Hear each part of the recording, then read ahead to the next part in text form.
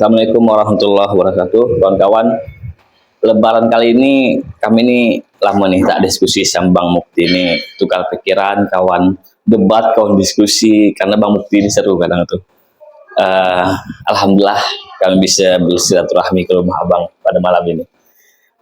Daripada kita ngopi, makan kue, sayang pula kalau direkam dari podcast. Sekali menyelam langsung minum air, itulah kalimat itu. Aku mau langsung jalan nih karena hari dah malam. Bang, agama nih logika itu kan seperti halnya matematika, rasio 1+1 saklek, semua orang sudah menyepakati dan sudah dibuktikan karena logika. Agama ini juga logika, masuk akal, ya. Tapi apa latar belakangnya kita ini berbeda pandangan terus, Bang? Kalau menurut pandangan Abang lah.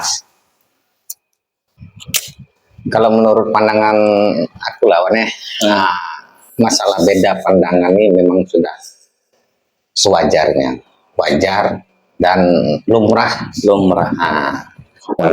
Gini. Setiap orang punya persepsi masing-masing, pola pikir masing-masing, walaupun tentang agama yang sama, kan gitu nih. Jadi tak kala perbedaan itu yang dikedepankan, bukannya kesatuan yang dicari, tetap berbeda selamanya, karena yang dikedepankan itu adalah perbedaannya. Oke, mungkin orangnya ego dah mungkin. Karena aku merasa paling banyak pengikut, paling terkenal. Jadi ketika berbeda tuh salah. Padahal kan kalau diteliti semestinya kata Abang tadi cari persamaannya kan? Iya. Bukan perbedaannya yang kita tonjolkan, tapi persamaannya yang kita dihilangkan. Iya, ya persamaannya yang kita cari, bukan perbedaannya yang kita tonjolkan. Kalau kita mencari permasalahan, yang kita tonjolkan permasalahan terus perbedaan terus yang kita tonjolkan. Jadi solusinya tidak ada. Betul. Karena yang kita harus cari itu solusinya, bukan perbedaannya, bukan permasalahan yang kita tonjolkan. Permasalahan itu tetap ada, pada beda pandangan itu pasti lumrah. Tapi macam mana menjadikan dua perbedaan ini kolaborasi yang bagus gitu, sejalan dengan seiring, tidak membingungkan, kan gitu. Dia kalau sudah seiring tuh berarti ketemu persamaan walaupun dalam segi anunya berbeda, tapi alangkah indahnya di saat berjalan, walaupun berbeda warna, berbeda pakaian, berbeda bentuk, tapi beriringan gitu nah. Iya betul tuh. Jadi walaupun dia tidak, intinya kalau sudah ketemu persamaan, yang dicari itu kan baik dan benar. Ya. Kedua-duanya nyari yang mana baik dan antara yang benar. Nih, ketemu baik, diskusi, ketemu solusi. Tapi kalau cari yang salah, bukan ketemu masalahnya, ya kan? Kita tuh cari solusi itu, cari masalahnya dulu. Oh, ini masalah kita nih, baru kita selesaikan. Permasalahan sudah ada, Wan. Permasalahan itu sudah ada. Permasalahan itu yang menimbulkan perbedaan. Ya kan? Perdebatan panjang. Itu bukan terjadi 1 kali 2 kali, itu seterusnya. Karena yang kita tonjolkan perbedaannya, bukan persamaannya. Coba kita mencari persamaan. Contoh misalnya kemarin kan yang pernah dibahas di mana-mana itu tentang Idul Fitri itu, dari versi Muhammadiyah, versi yang disepakati pemerintah. Itu kan ada 2 versi tuh. Memang itu sudah lama lah itu kan, selalu perbedaan pandangan. Ada yang Muhammadiyah melalui metode hisab, kalau pemerintah metode ru'yah. Kalau Abang dulu menyikapi video perbedaan pendapat tuh, apa respon Abang? Di sini tidak, kalau aku lah nih pendapat awam nih, kalau aku ya. Kalau aku pendapat awam, aku tidak menyalahkan salah satu. Keduanya itu benar. Keduanya itu benar menurut keyakinan masing-masing, ya kan? Sebenarnya tidak ada perbedaan antara yang melakukan Idul Fitri di hari Jumat dan Lebaran Idul Fitri di hari Sabtu. Sama-sama merayakan, sama-sama merayakan tentang sama-sama benar, itulah istilahnya keyakinan, ya kan? Yang membuat itu menjadi perdebatan itu tuh apa? Itu tuh menyangkut saya benar, kamu salah, kamu salah, saya benar, kan begitu tuh. Berarti ada salah dan benar. Kalau kita menilai kamu benar, kalau kedua-duanya benar, apa permasalahannya? Kalau dua-duanya benar, apa permasalahannya? Tidak ada masalah. Nah, tidak ada masalah. Yang ini nih, aku benar, kamu salah, kamu salah, aku benar. Kan begitu tuh. Tapi kalau masalah tentang Idul Fitri itu mungkin karena kita sudah berulang kali mengalami hal tersebut, jarang memang berdebat, memang jarang karena sudah meyakini kedua belah pihak ini benar. Ya, Contoh lainnya lah, kalau itu memang kita sudah jarang lah berdebat karena metode hisab ada dalilnya, metode ru'yah ada dalilnya. karena bukan orang yang di atas yang berdebat masalah itu. Orang kemudian kita seperti awam ini. Yang menyatakan kadang di pos-pos ronda, di warung kopi, lebaran itu. Sebenarnya ya itu tergantung pandangan pendapat alim ulama kita kan. Yang jelas mau ikut lebaran Jumat ya silahkan, yang ikut Sabtu ya silahkan. Kalau aku sendiri pribadi tidak ada yang salah. Tapi abang ikut yang mana kemarin? Alhamdulillah ikut Jumat dengan Sabtu. Dua kali di lebaran. Dua kali. Berarti di hari Jumat sudah lebaran, Sabtu lebaran lagi.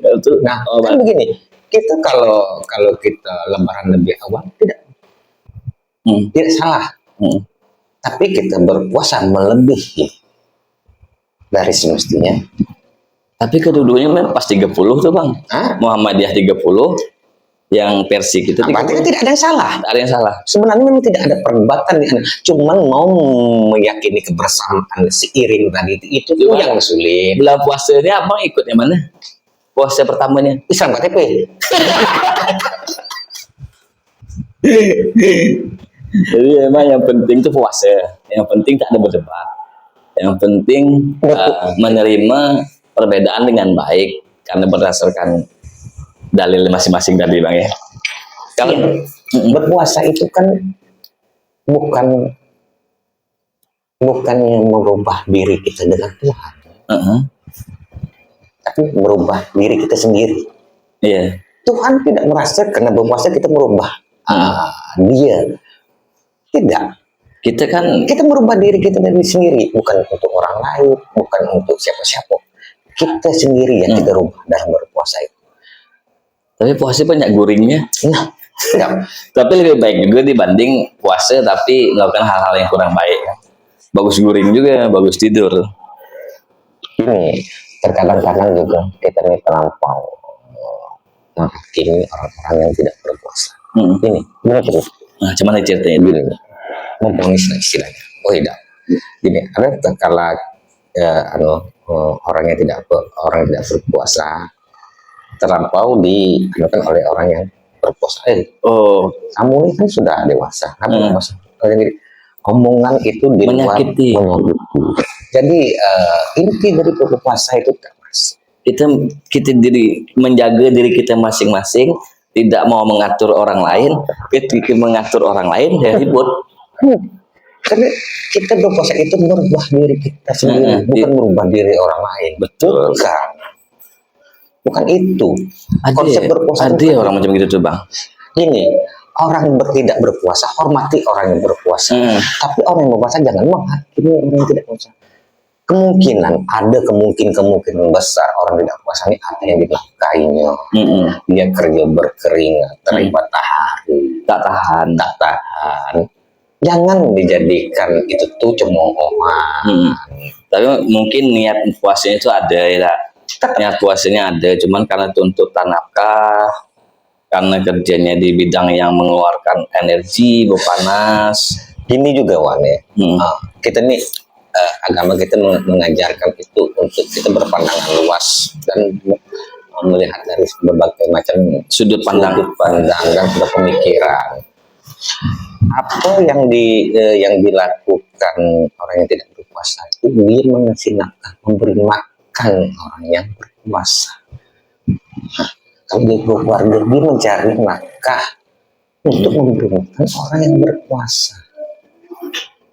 Iya, itu dari kita cari yang hal-hal positifnya kan. Positif. Makanya aku bilang dari tadi, jangan kita mengedepankan perbedaannya. Kalau kita mengedepankan perbedaannya, itu debatnya kusir. Iya. Ya kan, tidak pernah. Itu tetap. Itu hal yang bisa kita alami lah, itulah dulu. Itu debatnya. Itu nanti timbulnya kau benar atau salah. Macam tak sembahyang. Nah, orang tak sembahyang dianggap orang yang ahli maksiat. iya. Tapi cepat memponis sebenarnya. Merasa dirimu lebih baik daripada orang lain itu tuh apakah tidak sebuah maksiat? Maksiat tuh, maksiat hati, batin. Tidak bisa, itu makanya Islam itu aku tuh mungkin proses setiap orang mungkin tuh bang. Proses perjalanan setiap orang tuh kan kalau dia sudah mengalami di posisi orang tuh, dia tak mau lagi menghukum. Betul. Karena dia sudah ngalami. Betul, benar. Nah, titik terendah seseorang itu kalau tak pernah merasakan, ya istilahnya tuh gini, kalau kita pernah menjadi seseorang yang ahli maksiat, tahu pasti setelah dia jadi seseorang yang bukan ahli maksiat lagi beribadah, dia berapa banyak pengorbanan dia, waktu yang dia untuk merasa dia hancur itu berubah. Lain yang sudah paham, lain yang sudah mapan dalam segi agama, apalagi dalam segi agama, segi finansial, ya. Yeah. Setelah pemudah ucapan dia ngomong, kau tak puasa sedangkan dia bekerja nyangkul, buruh lah istilah. Coba dibalik kita jadi dia, mampu tidak kita menjalani itu? Karena kita ini jarang melempar diri keluar, dan juga karena merasa aku ini lebih mampu daripada. Nah kan di situ kan, kan timbulnya di situ. Iya. Macam orang yang pernah jadi anak buah tuh, ketika dia jadi bos, dia pernah merasakan jadi anak buah. Tapi bos yang tidak pernah jadi anak buah ini sulit. Payah. Iya memang. Iya kan begitu. Jangan salah loh. Tidak semuanya orang yang kita lihat baik itu baik di mata Tuhan. Belum tentu kan. Nah, apa yang orang susahnya, apa yang disembunyikan di hati dia tuh, kita tidak tahu. Apa doa yang dipanjatkan dia lagi dia bekerja dengan tidak puasanya dia pingin macam kita tuh kepingin. Sedangkan jangan kan dia, aku Bani kepingin macam orang-orang yang hebat, yang orang-orang yang finansialnya kuat. Gak usah kerja lagi, istirahat, puasa, ibadah ini. Tapi apa daya? Memang abang di posisinya sesuai pada kadarnya masing-masing. Jadi kita sesuaikan kadar kita dan kita tidak menghakimi kadar orang gitu loh. Sampaikan hati kita dulu. Pernah ada tersentuh hati? Pernah di posisi orang itu? Pernah ada? Kalau itu tuh jarang memang orang yang punya empati itu. Ya kan kalau orang punya empati itu, kalau ada orang hamil tuh di dalam bis tuh, dia bukan memarahi orang lain untuk dia bisa duduk, tapi dia yang bertegak, silahkan duduk bu. Nah itu empati. Lebih dalam dibanding simpati. Kalau simpati cuman kesian nih ibu nih, cuman dia bisa duduk, tapi dia tak mau tegak. Tapi kalau empati lebih dalam, lebih ngerti kemanusiaan. Itu yang jarang. Itu merubah diri kita sendiri, bukan orang lain. Dari kita dulu, orang lain pasti bisa ngikut. Kan gitu. Iya, sikap kita. Kan abang nih seumur hidup kan, jadi seperti saya sampai seperti ini kan seumur hidup abang nih. Baru abang bisa berpikir timbal balik tuh. Kan tak semua juga orang terpikir ke arah sana. Maksud kita mendiskusikan nih biar kita tuh terpikir ke arah yang sama. Iya bang? Ya. Seumur hidup kita nih kan, kita nih berbicara pasti apa yang pernah kita alami, yang pernah kita rasakan, sehingga kita tuh oh gini loh punya memanusiakan manusia lah ya, walaupun kita terkadang kita bisa lupa juga jadi kita manusia. Betul. Kita nih gini, kadang tingkat emosi, istilahnya satu kali dua kali dibilang, jadi kita main sudahlah. Nah, kan gitu. Karena kita sebagian kita pernah nasihati kawan juga, nasihati ya, kamu nasihati kan, ya nasihati biasalah kan. Misalnya kawan jangan kayak gini kau harusnya macam gini. Ya kalau kita nasihati satu kali dua kali itu biasa, tapi kalau untuk seterusnya kita nasihati kan enak, bagus juga. Jangan memponis kawan tuh, karena semua manusia ini punya pemikiran yang sama, tapi punya perasaan yang sama, tapi kekuatan beda, kekuatan untuk berubah sama lah. Aku pun juga gitu. Tidak ada sikap manusia yang bisa mempertahankan imannya kecuali yang punya iman, yang memberi pertolongan. Ya kan? Betul. Apa yang kita lakukan tak kalah kita sendiri gitu. Tak ada manusia lagi yang nengok kita, yang lihat kita dengan manusia. Cuman ada kita dengan Tuhan dalam kesendirian. Apa yang kita lakukan? Kadang banyak maksiat. Kita tidak tahu. Casing kita macam ini. Tapi hati. Kita ini berbicara hati. Kalau hati ini susah nambahnya. Semacam manapun laut bisa kita ukur. Ya kan? Dalam hati itu tak ada yang tahu. Memang kalau kita membicarakan masalah hati itu kan, hati itu adalah gambaran cinta sebenarnya. Hati itu kan reaksinya cinta tuh. Kadang dia bisa dibenci, seperti cinta dan benci itu kan situasi sama, saling mengintai, saling memperhatikan. Cuman kalau yang benci ini diistilahkan tuh cinta yang tersakiti. Jadi timbul benci. Kita lah, saya pribadi kan manusiawi kadang tuh. Cuman kita mampu meredam, mampu mengkontemplasikan. Oh sebenarnya aku yang salah nih. Ya, dalam hal apapun lah, kalau kita berbicara masalah hati itu kan, karena dia mengkoreksi. Kamu yakin enggak? Cinta itu diciptakan, benci itu diciptakan juga. Cinta diciptakan, benci itu diciptakan juga. Yang ciptakan tuh maksudnya Allah Ta'ala. Rasa kan? Semua ini, apakah semua ini yang ada di sisi dunia ini bukan ciptaan Allah? Ciptaan Allah sebenarnya. Nah, termasuk rasa. Rasa ya juga. Apakah rasa benci itu diciptakan oleh Allah itu sendiri? Diciptakan. Karena itu aplikasi manusia. Nah, aplikasi manusia. Aplikasi manusia. Sedangkan dunia ini dibentuknya karena rasanya kita Allah kepada umat manusia, pada Nabi.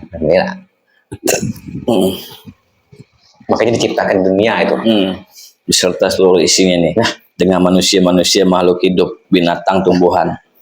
Allah mencintai, makanya dibuatkan untuk dicintai, untuk mengenalkan cinta lah ya. Sampai kepada kalau bahasa agama itu, cinta itu kan makom tertinggi sebenarnya. Makom tertinggi di dalam, khususnya kalau bicara ilmu agama itu tasawuf namanya, kalau mengkaji masalah mahabbah. Dan mahabbah itu, kalau pengalaman saya ngaji dulu, dia tidak berada di pengajian, tapi di luar praktek. Di praktek itulah kita mengenal rasa cinta. Pertama ya kita dikenalkan dengan pasangan dulu. Ini cinta, tapi cinta itu kan dia transaksional masih, take and give. Aku gini, kau harus gitu. Mulai dia saling ego sama-sama tinggi. Kita di gini, Wan. Kalau menurut aku lagi ini, sebenarnya Tuhan itu sudah memberikan kita kesempatan banyak. Dalam hal apa kesempatan itu? Semua kesempatan itu Tuhan berikan. Terus, tapi kita melebihi kekuasaan Tuhan itu dalam bentuk manusianya.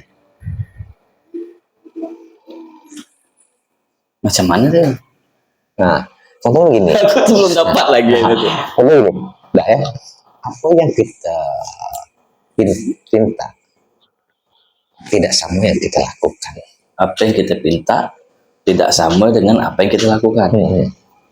Contohnya gini, kita berdoa satu, minta segala macam lah istilahnya dengan Tuhan, kesehatan, ya, berkah umur panjang. Oh, paham aku. Tapi melakukan hal-hal yang bertentangan dengan kesehatan tadi gitu maksudnya. Nah iya, ya kan, kita tuh minta, kita nih pingin sukses, Tapi apa ngulir? tapi buat surat keterangan miskin dengan keluar. Oh gitu maksudnya. Berarti dia nggak duit itu, dia duit. Tapi kita mau berdoa dengan Tuhan minta kelebihan, tapi kita mengakui di dunia ini kekurangan. Kayak mana tuh? Dia minta sama Allah Ta'ala, minta kelebihan. dikasih Kelebihan. Tapi sikap di dunia dia mengaku hidup dengan kekurangan, mengakui kekurangan. Oh, berarti tak ada matching permintaan dengan bisa, tampilan. Apakah kita mau memuali Tuhan? Oh iya. Berarti kalau orang sudah minta kaya itu dia harus merasa kaya dulu gitu maksud abang? Nah, iyalah. Iya. Kita merasa mampu. Nah, karena sudah mampu. Iya. Allah menjadikan jalan untuk berdoa. Mengintai dan tak mampu. Ya kan? Enggak. Tapi kita melakukan hal yang bertentangan. Nanti kalau doa kita tidak terjawab, menyalahkan Tuhan. Dan apa lagi yang membuat doa itu tidak terjawab?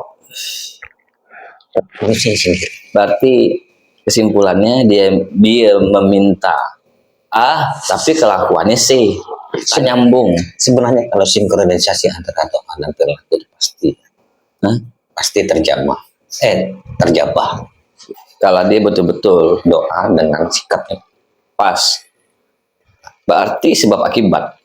Sudah dipastikan kalau kau ngejar akhirat, dunia pun pasti kau dapat. Itu tuh ada kata-kata kemarin yang aku lupa. Ini bahasa itu. Kalau kita menanam padi, rumput ngikut. Kalau nanam rumput, padi luput. Kalau mengejar akhirat, dunia ngikut.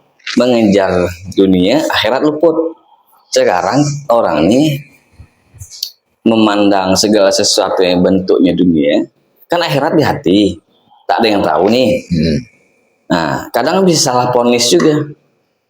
Bisa salah ponis, maksudnya orang ini rajin begawi, kan ketika dia memang begawi itu memang rajin tujuannya nafkah keluarga kan wajib. Nah, mungkin kalau berlebih dia keluarga terdekatnya, dan dia orang tak pelit, dan dia kehilangan apapun dia tidak ada kehilangan. Itu dia tampak dunia, tapi dalam hatinya kan dunia itu tidak ada dalam dirinya. Kita kan tak bisa melepaskan dengan dunia ini, Bang. Karena dunia duluan. Ini aku pernah main tuh, cerita lagi. Karena aku pernah bertanya kemarin tuh. Karena aku lagi main itu kan giat-giatnya berusaha tuh. Jadi aku kan jarang sembahyang berjamaah di masjid. Lalu kawan aku kan sini ngasih nasihat. Bagus, aku terima karena dia peduli kan. Jadi katanya, Wan, kau ini sekarang aku tengok jarang lagi berjamaah ke masjid. Terlalu ngejar dunia nian sudah. Berubah nian sudah kau ini katanya. Jadi aku klarifikasi lah, biar jangan timbul suzon kan. Aku terima kasih lah dengan saran tuh, tapi aku sampaikan gini. Aku dengan dunia tuh tak bisa berpisah, aku bilang. Kecuali aku meninggal. Barulah aku meninggalkan dunia tuh. Tapi dunia itu aku kawan nih. Nanti dunia itu bilang, wah nanti aku bisa ngasih kau kebahagiaan dengan keuntungan. Alhamdulillah, nanti kau bisa juga tertipu dia. Oh tak apa-apalah kataku, itu resiko kita. Dan aku bilang itu anggap biasalah, karena kita tetap kawan. Kalau aku mencintai dunia itu, baru aku salah, aku bilang. Karena aku tuh kan, karena guru-guru tuh mengajarkan, Bang. Macam ayah dulu kan almarhum Kiai Haji Muhammad Ali itu sebelum jadi seorang kiai besar, dia berikhtiar buka warung kopi, berjualan kitab, pergi jauh nyari kitab, berdagang. Dia belum jadi kiai itu, jadi guru. Dan dia membangun dirinya tuh memang dari semua pengalaman. Setelah aku mengamati perjalanan guru-guru tuh, jadi aku punya kesimpulan sendiri, Bang.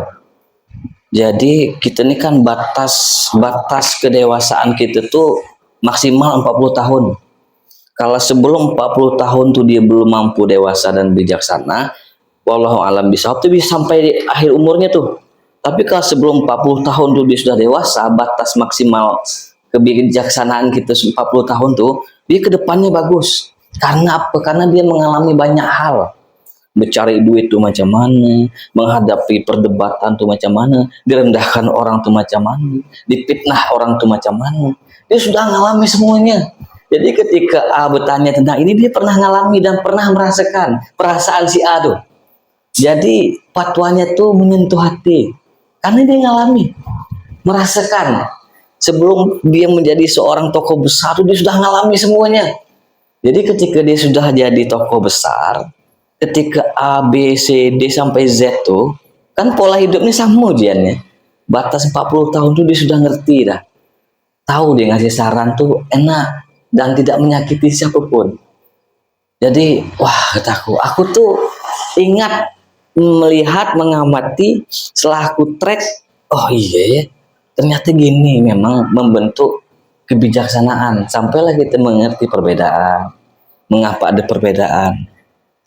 Kita tidak menghakimi karena kita pernah mengalami macam abang tadi kan pernah di posisi mungkin dihakimi orang tapi orang tak pernah mengalami. Seharusnya kita mengakui perbedaan. Satu gini, sebenarnya ya, itulah dibilang suka dan tidak suka, salah dan benar, benci dan cinta itu sebenarnya tak ada loh. Sudah ada. Tak ada. Oh, fiksi, betul. Nah, ya kan? Betul. Itu Tak kan ada. ilusi. Kita sendiri yang merencanakan itu sebenarnya. Ilusi yang Untuk mencintai orang kita sendiri, untuk membenci orang itu pun kita sendiri. benar, Ya kan? benar. Tidak, betul. Rasa yang diberikan Tuhan itu indah-indah sebenarnya. Iya. Cuman manusianya yang kadang-kadang ya itu melebihi dari itu kepingin tadi itu kan di luar apa yang dikondisikan sudah untuk kita. Oh, berarti abang ini dalam kehidupan abang dulu pernah di posisi itu kan. Orang tak mau mengerti. Karena polanya lain. Karena pola pemikiran kita kan ada beda-beda ya. Biarkan itu perbedaan itu berjalan dengan semestinya itu. Karena perbedaan itu pasti ada, tapi tidak perlu kita perdebatkan untuk Karena itu ilmu paham dia bisa berdebat. Untuk apa kita perdebatkan yang jelas-jelas perbedaan? Mengapa Tuhan menciptakan pelangi itu? Iya, penuh warna kan. Nah, penuh mawar tapi itu ya indah. Indahnya perbedaan itu tuh harus diciptakan. Jangan perbedaan ini menjadikan tolak ukur. Oh, bagus merah sih. Oh, bagus kuning. Nah, di situ. Coba sih warnanya bagus ya Kikir. Tak nampak kita. Nah, kan? Hitam semuanya. Kan lucu lah, ya kan? Iya, memang perbedaan tuh menghadirkan corak yang menghantarkan logika kita tuh indah semestinya. Tapi harus ada jarak dulu. Makanya sering dibilang, mengapa kita menolak perbedaan? Tapi kita menginginkan persatuan. Kan lucu. Macam bangsa kita nilai sibuk bicara persatuan Indonesia. Tapi menolak perbedaan. Karena demokrasi ini, namanya paham demokrasi ini kan harus mampu menyampaikan perbedaan. Tapi memang ketika kita mengkritik, ketika kita tidak ada membawa unsur empatinya dalam kritik kita tuh, ya jadi ribut.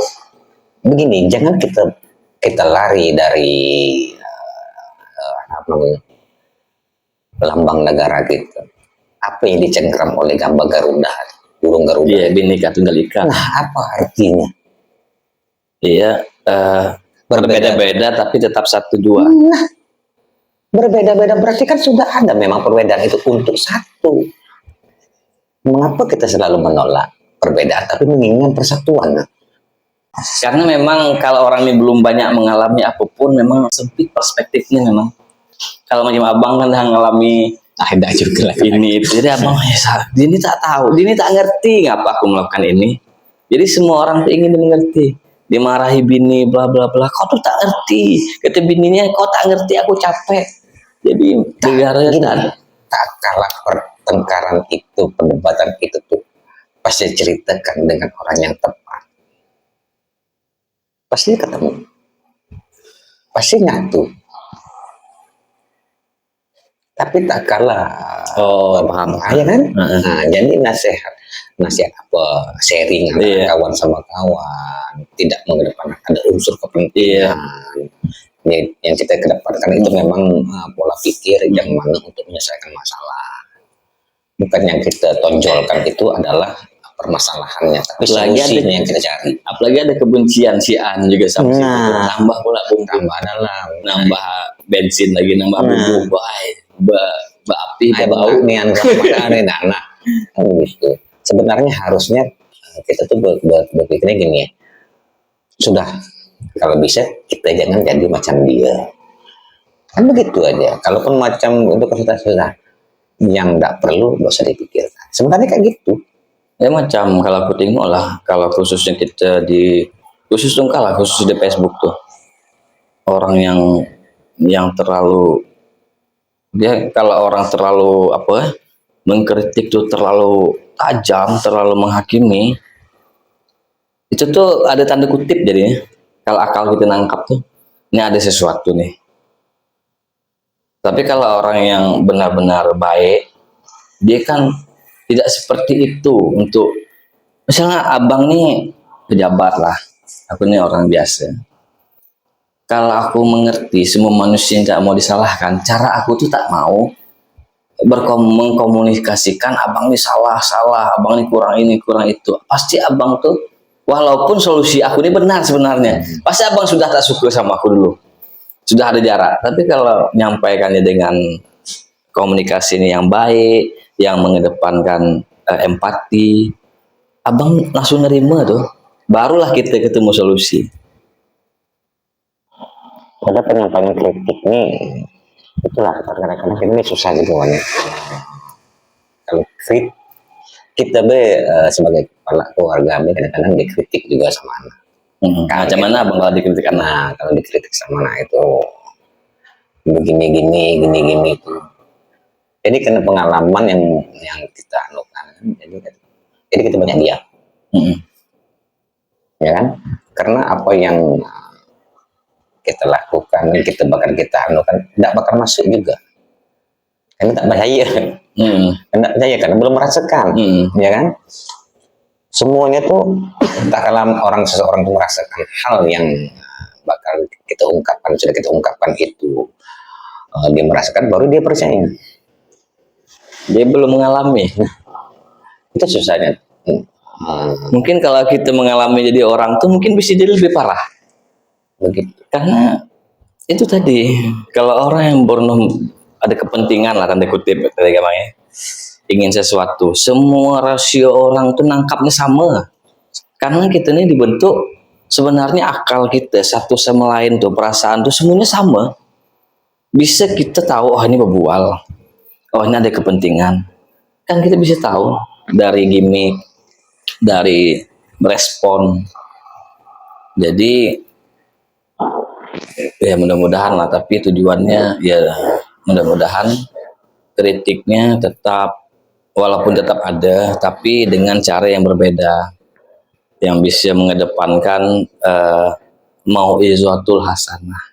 Kalau bahasa agama itu gitu kan, dengan hikmah tuh kayaknya dia tidak membawa aku paling benar, diskusi lah, menurut pendapat aku bang, ini salah dah aku bang, kata abang, kayaknya ini salah, tapi pendapat kau ini tak salah. Nah itu kan lebih enak dengan cara penyampaian yang baik tuh, orang nerima baik. Kalau kita menyampaikan dengan kebencian, dengan hal-hal sebenarnya orang yang benci itu dulu baik juga. Orang yang baik itu dulu datang dari benci juga. Nah, ada yang mengatakan jangan kau terlampau benci nanti kau jadi cinta. Itu sering nggak? ada Gitu kan? Begini, eh, ter- orang baik itu menjadi buruk, menjadi tidak perhatian, apa, tidak peduli lagi gitu tuh. Itu tuh karena kebaikannya sudah tidak dihargai lagi. Itu kata-kata pepatah itu ya kan. Sudah sudah habis anuannya, istilahnya apa yang disampaikan segala macam, tapi tidak pernah didengarkan mungkin. Jadi tidak berempati lagi gitu. Kadang-kadang gitu Tidak simpati artinya tuh. empatinya pun kurang. Kalau sudah simpati dan empati kan berkurang, itu tidak peduli. Nak jadi apa? Serahlah. Kan begitu. Tidak. Tapi kalau menang aku tuh beda. Hmm? Kalau memahami eh kenapa orang tiba-tiba jadi benci dan tiba-tiba ingin menyakiti, tiba-tiba ingin meniadakan, kan gitu dah levelnya. Dari benci, dengki, dendam, ingin menghilangkan. Endingnya kan. Kalau dia memang benci yang datang dari nuansa yang sama itu, kan basisnya itu sinali itu. Jangan terlalu benci, nanti dia cinta. Jangan terlalu cinta, nanti jadi benci. Karena itu konsepnya cinta. Yang pertama satu, benci itu cinta yang tersakiti. Nah, lalu nanti kan memang tetap cinta. Nuansa itu tetap cinta. Tapi kalau kepentingan, kekuasaan, kepentingan tujuan tidak tercapai, itu bukan dari situasi benci cinta tadi. Kadang kalau aku amati, kadang kita lah pribadi, kita tak bisa membedakan mana cinta, mana suka. Kita baru level suka, sudah teriak-teriak cinta. Padahal ini baru level suka. Dia kan tak langsung ke cinta posisi kita, baru tertarik. Betul lah kata-kata tadi mana? Benci, dendam, menghilangkan. Tadi. Itu kan melebihi kekuasaan lagi. Iya. Ya kan begitu kan? Itu kembali kan begitu lagi, menghilangkan. Apa yang kita hilangkan? Kekuasaan apa yang kita punya? Nah, disitulah terjadinya kayak perdebatan bahwa aku dibenar kau salah. Kembali ini ke situ lagi. Nanti kita nih kurang kebijaksanaan. Pertama kan sebelum adanya bijaksana, dia dewasa. Orang dewasa cuman yang bisa bijaksana. Tapi dewasa tidak identik dengan umur. Ada gini lah, permasalahannya tuh masalahnya benar salah itu. Kebenaran itu kok ada ujung. Di situlah Pak, timbulnya persepsi yang kau sebut tadi. Karena kita sudah melenceng dari kebenaran itu sendiri. Kita mencari yang sebenarnya benar. Ya kan benar. Sampai yang sebenarnya itu kan hakikat. Kebenaran itu sendiri.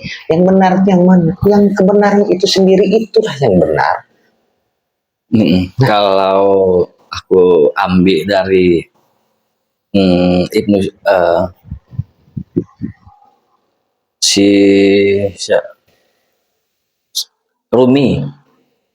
Rumi itu ada quote-nya tuh, kebenaran tuh ibarat kaca yang jatuh dari langit, tahambur.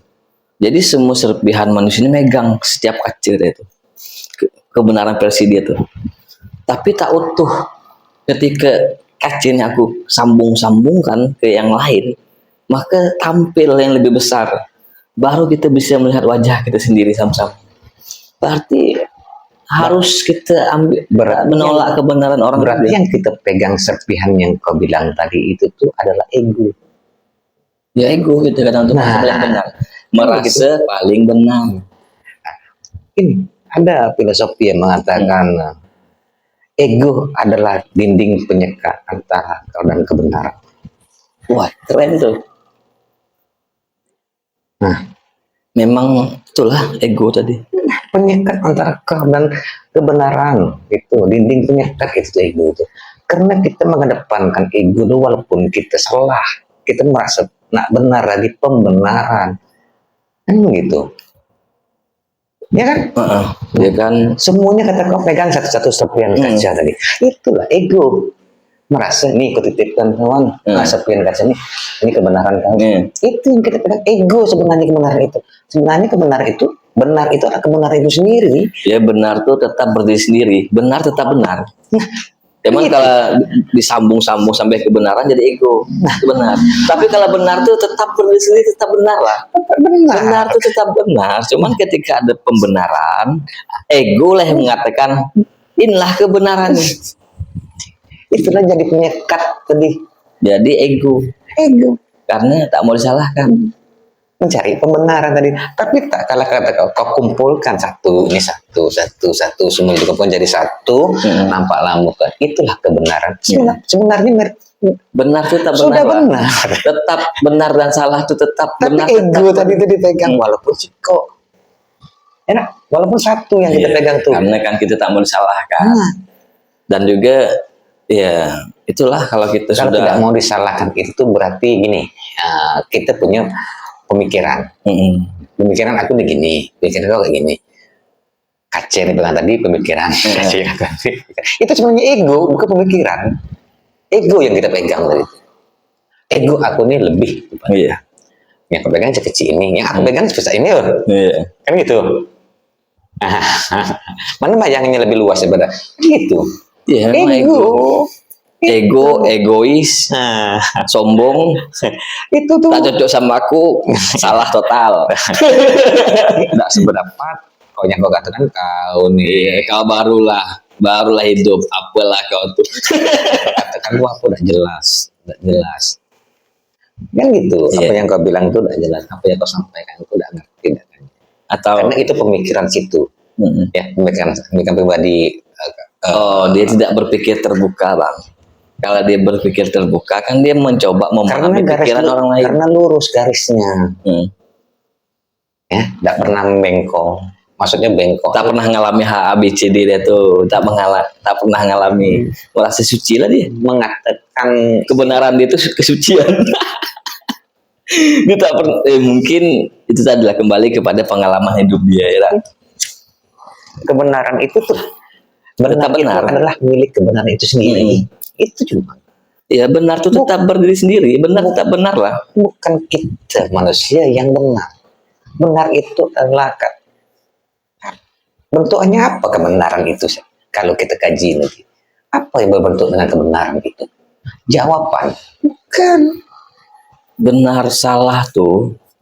Kebenaran bukan benar salah. Kalau kebenaran itu sudah ada pembenaran sudah. Kembali kepada cerita tadi kan, benar, pembenaran, kebenaran. Jadi di benar yang diliputi ego, tak mau disalahkan, tapi benar itu tetaplah hakikatnya benar. Kembali kalau sudah menjadi kebenaran tuh, esensi benar tadi itu sudah berubah. Karena abang punya kebenaran, jadi punya kebenaran, benar itu tetaplah berdiri sendiri. Karena kebenaran itu bukan pakaian kita. Iya. Makanya kita cuma semuanya mencari kebenaran, padahal kebenaran itu nyata. Benar tuh berdiri sendiri dia. Saking berdiri sendiri tuh semua mau ngakui kebenaran. Nah, kan gitu. Biar lebih tinggi. Karena ini benar tuh semua melihat tuh tulisan benar. Semua melihat benar. Cuman menafsirkan benar tuh dengan pembenaran dia, lalu disambung dengan kebenaran. Mulai dah timbul pertengkaran. Merasa paling benar. Timbul kebencian, ujung-ujungnya saling menghakimi, timbul dendam, ya endingnya ya tak bagus. Jadi harus bijaksana juga memahami tentang benar sampai mengerti esensi kebenaran. Nah, gitu. Semua orang ini benar. Makanya perbedaan itu tuh tidak perlu ditonjolkan. Kalau ngajinya tuh kepada orang yang benar-benar, gini dia, polanya tuh kalau yang pernah aku paham itu, segala sesuatu tuh diawali daripada tahu baca. Setelah dia tahu baca, hafal di otaknya nih, sehingga otaknya memberikan paham. Oh gini rupanya maksudnya. Kalau dia batas paham, itu yang berdebat. Karena dia paham dia aja, tapi dia harus naik selepel lagi, paham dari itu. Dia manfaat. Jadi apa yang dibaca itu bisa bermanfaat untuk dia. Dan bisa, kalau dia bisa bermanfaat untuk dia itu minimal tidak membuat orang lain rusuh. Kalau dia tidak bisa memberi manfaat kepada orang lain, dia tak ingin membuat orang lain tuh tak nyaman. Dia manfaatnya tahu sudah. Dia memberi manfaat ilmu tuh kepada diri dia. Tapi kayaknya belum cukup, harus naik satu level lagi. Dia jadi bijaksana, menerimalah semua perbedaan tuh. Dia mengerti menempatkan posisinya tanpa menghakimi lagi. Karena setiap orang tuh punya proses masing-masing. Jadi tingkatannya tuh kayaknya di situ. Sampai kepada orang tuh ngerti. Dulu ada kisahnya tuh, seorang ulama tuh sedang pengajian, tiba-tiba dalam pengajian ini pembahasan tentang khamar, orang yang memabukkan tuh. Tak lama kemudian masuk pemabuk, tap bersila juga mau dengarkan tuh. Karena bijaksana seorang pengajar nih, sudah kita lompat aja ke bab berikutnya. Padahal tadi yang lain, wah ini pas betul nih, masuk pula orang di sini, kena pukul nih, nah, kau tahu nih melakukan dosa ini sebabnya. Karena si pembicaranya nih, ulamanya nih, dia mengerti manusia itu tak mau disalahkan, lompat aja. Jadi pas setelah pengajian nanyalah muridnya ke gurunya, wahai guru, katanya ngapa tadi itu kita lompat nih pengajiannya ke bab lain. Kata guru tadi itu, iya aku sengaja karena aku tadi melihat ada si A tuh, si A ini aku tahu dia ini pemabuk, aku tak ingin nyakiti hati dia. Dia melakukan situ sudah baik lah mau datang ke sini. Atas kebaikan dia itu, aku tak mau menghakimi dia. Dan aku lompatkan ke bab berikutnya. Itu kan bijaksana tak ulama gitu tuh. Dia di mimbar, di tempat dia tuh sebagaimana Nabi itulah. Tak ingin menghakimi, tak pernah ada orang sakit hati dengan Nabi. Saking bijaksananya Nabi itu. Kadang ya betul, pelengkap dari semua kitab itu tuh tidak bisa dipungkiri mana kitab Al-Quran. Betul. Yang sampai kayak gitu begitu, kamu adalah domba-domba tersatu. Betul. Yang dimaksud domba-domba itu ya gitu. Ada yang tersesat nanti kembali. Pelengkapnya Quran, tapi kebenaran itu sendiri. Kan kita nih ada yang tersesat di dunia, tetap jangankan orang yang macam kita, orang-orang hebat sekalipun tersesat, tapi tersesatnya di jalan yang enak gitu. Nah, kalau kita sesat sudah buruk. Nggak mungkin kan kita tahu orang lain tuh kan. Kita tak boleh juga menghakimi orang. Nah iya, Mungkin kita mengakui terpuruknya kita, tersesatnya kita akui. ya kan itu Tapi pasti ada serpihan kecil yang benar tadi itu dipegang. Ya kan? Kan gitu kan, ini pegang nih. Nah, walaupun cuma seujung kuku, ya. Nah, pegang nih. Padahal dikasih sedikit kebenaran untuk diri kau, tapi kau merasa kau paling benar. Berarti gini kayaknya Bang, ego nih kan dia kelasnya nih, kelas ego nih kan penderitaan juga ujung-ujungnya. Sampai dia mengerti orang yang ketemu jati dirinya tuh egonya mencair sudah, karena dia sudah puas dah membenturkan egonya sampai dia ngerti. Kan kita nih terbentur baru terbentuk ketetan Malaka kan, karena ego tadi lah. Ego ini apakah harus kita pertahankan? Apa harus kita perjuangkan? Apakah harus kita istilahnya harus kita perjuangkan? Ya, ada ego yang diperjuangkan karena image tadi itu kan. Iya. Apakah harus kita pertahankan ego itu tuh? Apakah kita perjuangkan? Apakah kita harus berdampingan dengan ego itu sendiri itu? Ego tetap aplikasi dalam diri kita nih. Setiap manusia punya aplikasi itu. Berarti seharusnya dia harus di belakang kita. Sebenarnya kalau pengamatan aku tuh lah, kita nih kan ada namanya beberapa aplikasi itu, dia menyodorkan diri. Kita milih dia apa tidak? Ego, ketika kita dicaci maki orang lah, ego nih datang nih, tampil. iya beda nih kalau kita oke, responnya marah atau menolak pandangan orang. Tapi kalau ego datang, kita amati, wah tak bagus nih kalau aku ngambil ini nanti dia benci sama aku. Datang si kok ini lagi ngatakan kebaikan yang sifatnya memahamkan. Dia itu sebenarnya baik. Ah, gue setuju ini. Makanya kita kan diam. Iya, kau betul, tak salah dak. Sebenarnya yang kau yang penting kau jangan nyalahkan orang. Jadi kan kita milih siapa aplikasi yang mau kita tampilkan. Berarti ego itu penyekat ya. Penyekat itu kalau kita rubuhkan antara sekat. Tadi kan dikatakan filosofi tadi mengatakan gini. Ego adalah dinding antara kau dan kebenaran. Penyekat antara kau dan kebenaran, dinding. Apakah pembelajaran ego itu sudah ada? Apakah ego itu kita belajar? Itu memahamkan diri masing-masing tentang ego tuh. Tidak ada di ajaran setahu aja lah. Sekarang ini aku dengar ceramah, tidak ada pembelajaran tentang ego. Tak pernah, karena ada kan? tak pernah. Karena memang itu memang tak ada. Itu memang kalau kita bacaannya sedikit, perjalanan tak ada jauh, perspektif kita tuh sempit. Karena kita pengetahuannya tak ada banyak, belum memahami. Misalnya Bang Mukti ini memahamkan tentang baca ini, baca. Jadi perspektif tuh banyak. Oh ternyata ini benar ya. Oh ini benar, ini dalilnya ini, oh dalil ini macam itu kan. Jadi oh tak salah dah punya dia ini. Karena dia punya dalil, punya pandangan sendiri, dan ini juga punya pandangan sendiri. Karena dia banyak luas wawasannya, sulit juga untuk menyalahkan orang. Atau dia perjalanan jauh, sudah banyak melakukan perdebatan hal itu atau menemukan langsung, oh ini yang benar, oh ternyata itu tidak salah. Juga dia punya pandangan landscape-nya lebih luas. Atau dalam metodologi filsafat tuh ada namanya filsafat tentang memahami tadi tentang benar tadi tentangnya. Ini mata, ini rokok. Kenapa aku bisa melihat rokok nih? Secara spesifik bisa melihat. Pertama, rokoknya ada, mata aku ada, mata aku sehat. Yang kedua, kenapa aku bisa melihat? Karena ada jarak, bisa melihat lebih luas. Tapi kalau aku taruh di sini atau di sini, dia jadi fanatik. Karena dia tak melihat seutuhnya si ini nih. Tapi karena ada jarak, bisa melihat utuh.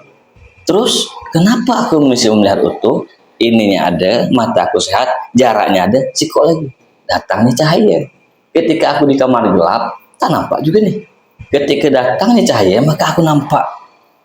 Nah, nanti aku bisa mendeskripsikan, menceritakan ini kepada Bang Mukti. Karena aku pernah melihat dan logika aku bisa mengkonsepkan tentang ini, sehingga ketika aku nyampaikan ke Bang Mukti dengan konsep aku yang melihat, mengenal ini, abang tuh secara logikanya nangkap langsung konsep yang gue sampaikan. Karena ada jarak. Tapi kalau fanatik, dia tak melihat seutuhnya. Itu dalam filsafat namanya konsep. Itu filsafat timur, kalau salah tuh, cahaya. Tak ada lain tak bukan, cahaya itu tujuannya petunjuk. Karena ada jarak, itu mudah dapat petunjuk. Tapi kalau terlalu fanatik, dia karena protapnya tak sampai. Kalau protapnya sampai, dapat petunjuk. Kenapa kita tuh harus memahami itu? Kita harus keluar dulu. Kita amati betul. Dia luar. Oh ini ya. Kalau kita dalam rombongan tuh, rentan kita tuh terbawa emosi. Klan, aku paling benar. Lah kita berjarak, kita tengok dulu. Oh tak salah ada orang katakan kelompok aku nih ABCD. Kan memang iya nampak. Gitu dah konsepnya. Jadi tak lain tak bukan, jangan cepat ambil keputusan. Jarak loh. Ternyata orang katakan aku salah, memang salah loh. Karena sudah beri jarak kan. Itu yang jarang kita pahami lah saya pribadi, walaupun kita kan namanya manusia ini pastilah ada kesalahan. Tak ada yang manusia yang suci. Manusia yang selalu menyucikan diri itu tuntutan batin kita memang biar tenang. karena kita terlalu panjang, kata-kata terakhir lah untuk para kawan-kawan penutup. Sebelum aku tutup, apa kasih saran apakah kawan-kawan kita, penonton kita semua nih? Jadi untuk kata-kata Pandang situ kamera malam ini ya. Abang Bisila pandang situ kan. Kawan-kawan kita tuh nonton itu. Oh ini kita Bang Mukti.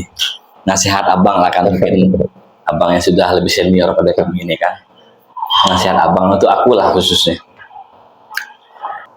Hidup ini harus kita taruhkan, karena kehidupan yang tidak dipertaruhkan tidak bakal kita menangkan. Hidup adalah pertaruhan. Kalau tidak ditaruhkan, Kehidupan ini harus dipertaruhkan, karena tidak pertaruhan tidak bakal kita menangkan. tidak ditaruhkan maka tidak dimenangi. Itulah. Kali Oke kawan-kawan ya, itu tadi diskusi kami dengan Mufti. Kami nih memang pembahasannya liar-liar gitulah, kata liar gitu situasi kita hidup. Karena hidup nih bukan untuk hidup sebenarnya, hidup ini yang untuk yang maha menghidupkan.